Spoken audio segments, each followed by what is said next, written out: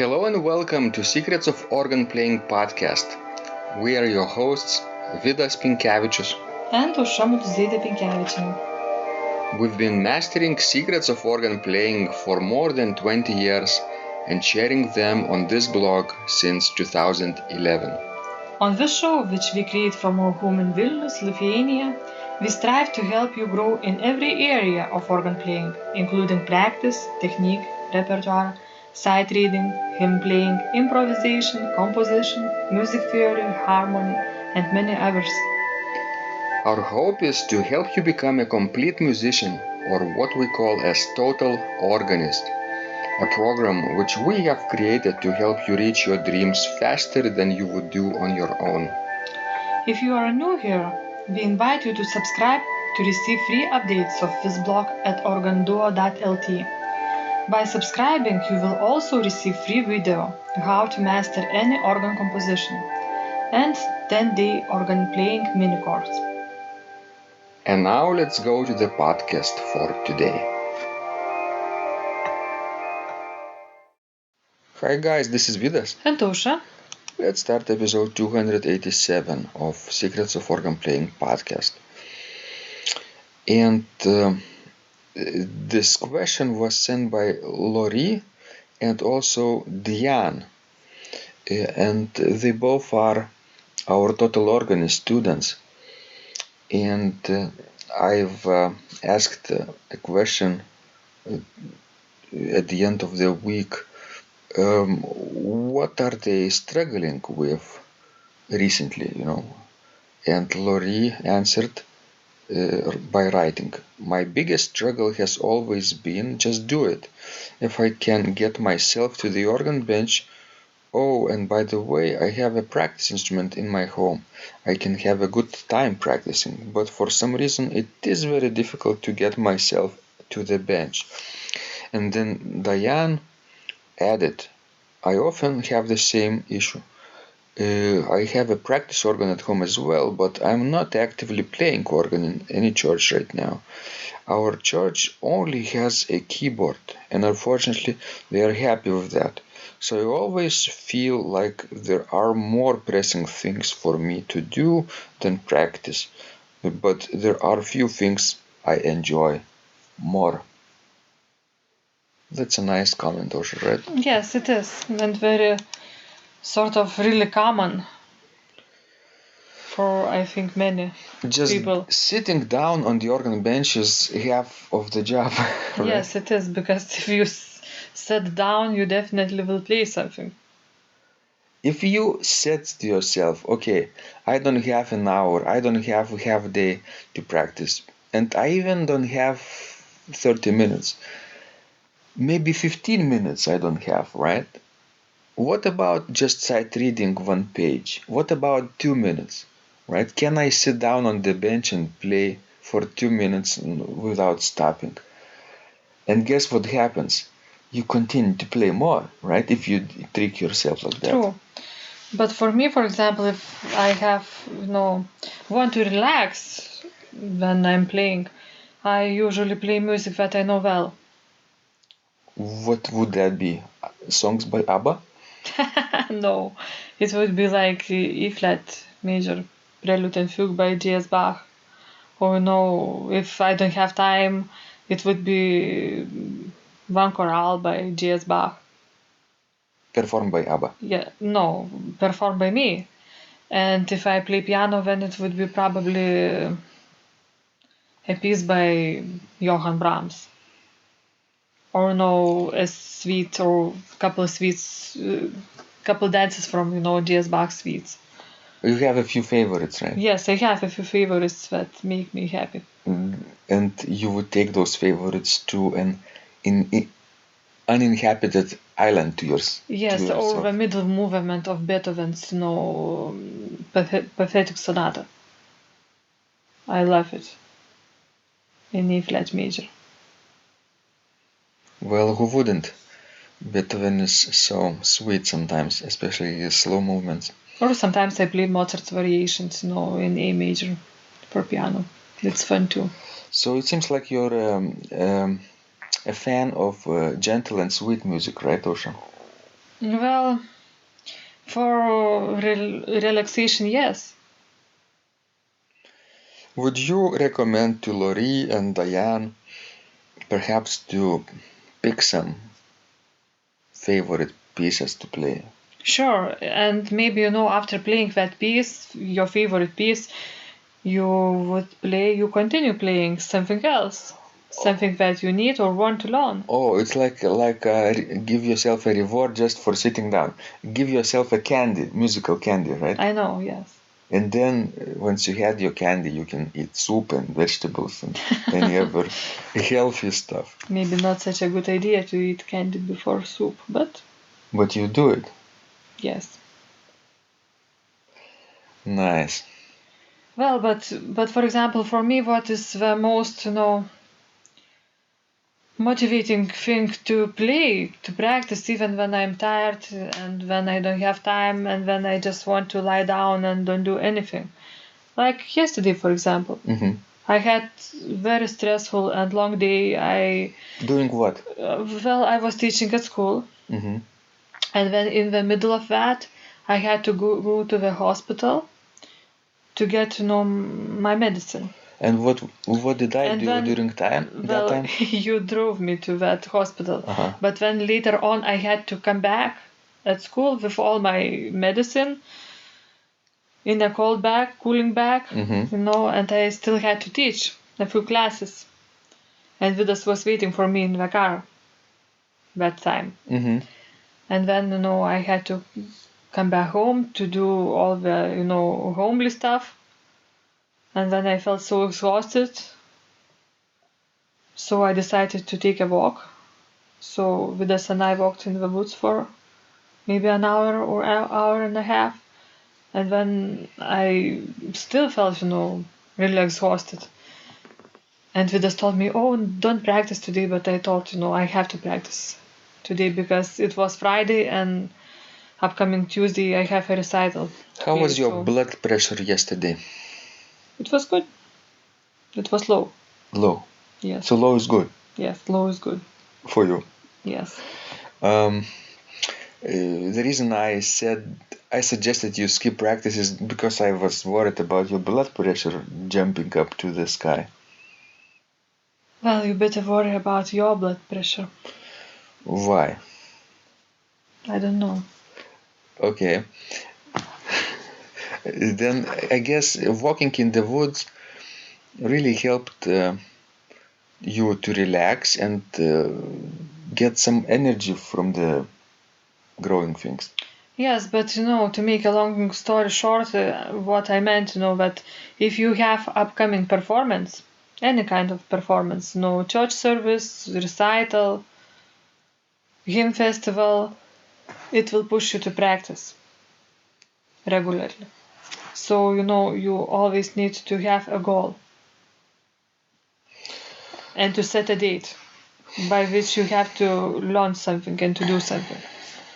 I'm just thinking if people can always get this kind of public accountability like we do, right? We schedule public performances all the time and we have the motivation to practice Well, look, this way.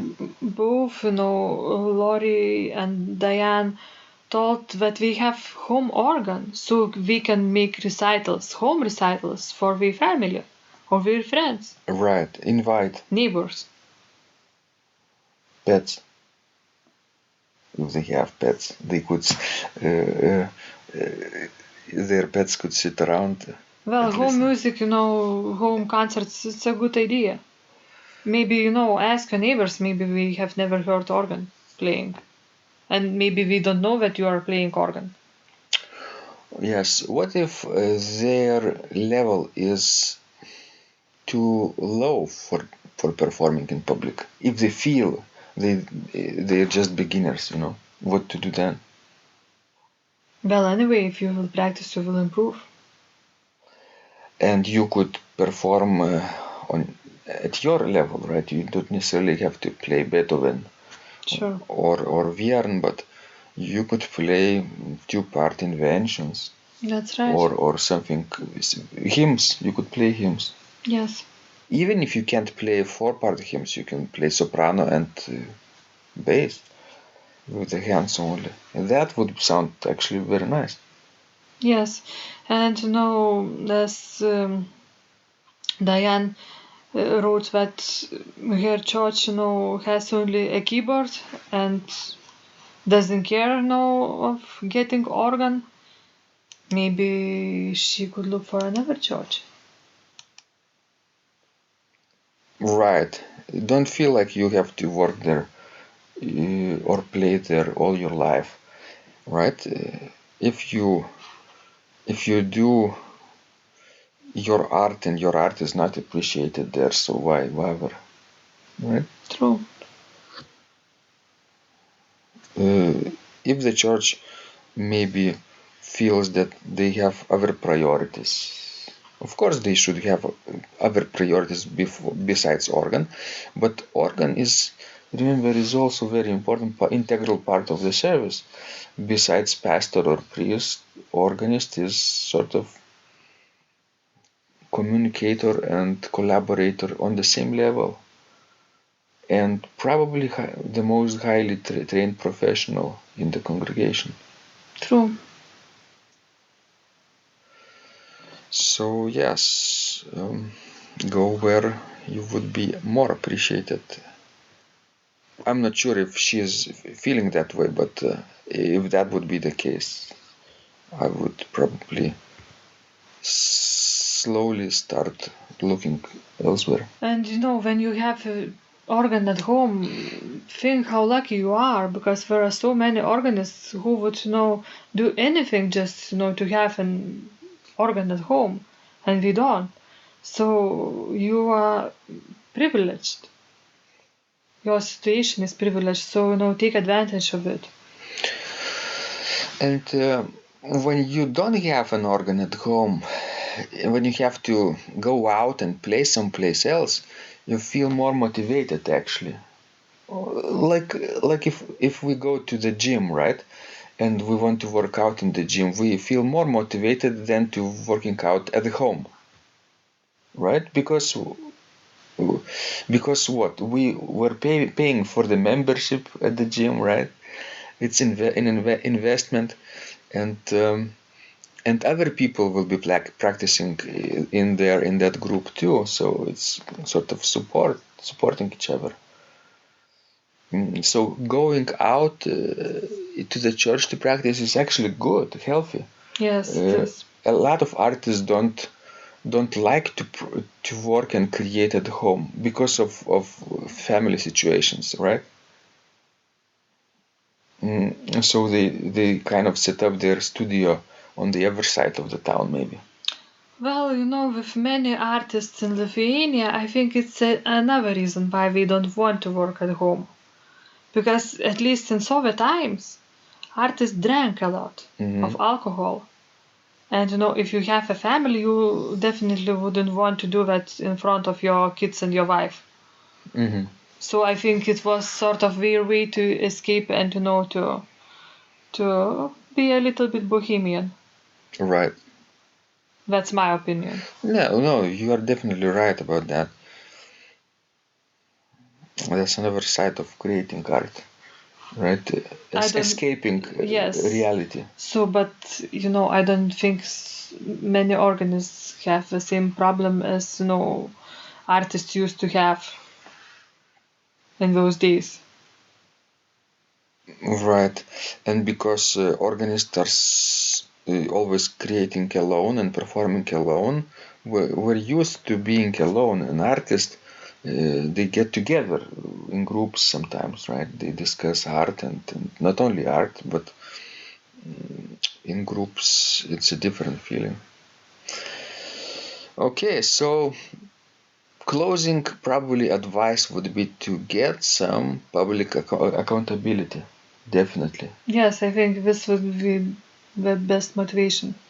And even consider modern tools, technology. What about you can perform at home, right? You can record yourself at home and publish it online. That would be your motivation. You can even set up a social media channel where your followers would start waiting for your new videos or recordings to come up regularly, right? You sort of would feel responsible for showing up and practicing that way. And if let's say, your family or your other relations, live, let's say, in another town, you could, perform for them on Skype. Oh, nice, right. That's a possibility. That's a nice way to interact with the family. Keep connected. Yes. Thank you guys for listening, for sending us your thoughtful questions and feedback. We love helping you grow. And remember, when you practice, miracles happen. This blog is supported by Total Organist, the most comprehensive organ training program online, where you will find courses for every area of organ playing, including technique, practice, sight reading, repertoire playing, hymn playing, improvisation, composition, music theory and harmony, with hundreds of scores and thousands of exercises.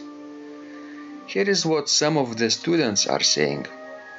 Hugh writes, "The sight reading course has helped me tremendously. Thank you very much for your essays, courses, and all your help." Robert writes, "I found the fingerings, registration ideas, and general comments to be excellent." John writes, "I have found your download very helpful. It was really excellent. I have watched some of your teaching videos, and when I read your instructions, I tried to imagine you are there teaching me. You may feel disappointed that I am 2-3 days behind, but I am a slow learner, and I have committed to taking the time to get it right, as you say. But the other night my wife commented that she had never heard me play such a detailed melody in the left hand so well. My left hand is generally poor." Robert writes, "It has been a great pleasure in my life of having discovered your courses and material as well as the YouTube work of recordings. You have a calm and pleasant way of teaching." Ron writes, "Hi Vidas and Osha, thank you guys. What a wonderful response to my email note to you. You've got me right, and I feel you understand my level of playing. Yes, at home, and lucky that I have an organ for that reason. I am paying attention to this, and I am going to try this haha no longer secret model. Yes, and I love Cesar Frank too. What is very nice about your blog podcast is that Osha and Vidas are like a Socratic dialogue, and by bouncing things off of each other, so much more information comes out and is expressed. Your comments contain a wealth of information and understanding. I really appreciate this. It is very inspiring and will keep us moving forward." Would you like to receive the same or even better results that our students are getting? If so, join them at organduo.lt/total-organist. And of course, you will get the first month free too. You can cancel anytime. Also, if you haven't yet subscribed to receive free updates of this blog, make sure you do that at organduo.lt. By subscribing, you will also receive free video, how to master any organ composition, and 10-day organ playing mini course. This was Vidas and Osha from Secrets of Organ Playing. And remember, when you practice, miracles happen.